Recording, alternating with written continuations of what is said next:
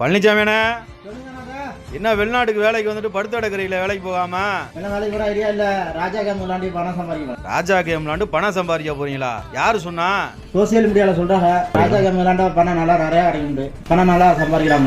ஓ, ராஜா game விளாண்டா பணம் நல்லா சம்பாதிக்கலாம் அப்படின்னு சொல்றீங்களா? ஒருத்தனை கூப்பிட்டாரு பாருங்க, அவனோட வாழ்க்கைய பாருங்க. ராஜா கேம் வாடா மாப்பிள்ள கூட்டி அங்க பாப்போம். என்ன அழுதுகிட்டே வராயா? 2 நாளைக்கு முன்னாடி ராஜா கேம் விளாண்டாப்ல 10 ரூபா போட்டா 20 ரூபா சம்பாதிக்கலாம் அப்படின்னு சொல்லி போட்டு இப்ப மாப்பிள்ள வெளிநாட்டுல வந்து கஷ்டப்படுறாப்ல. பொண்டாட்டி புள்ளையெல்லாம் விட்டு ஓடி போயிடுச்சு. அது சரி, என்ன இப்படி சொல்றீங்களே? இந்த மாதிரிதான் புள்ள வேறு குடும்பத்தை கெடுத்து விட்டு இருக்காங்க. ராஜா கேம் விளாடுங்க, ராஜா கேம் விளாடுங்க அப்படின்னு. என்னடா மாப்பிள்ள வாழ்க்கை எப்படி ஆச்சு?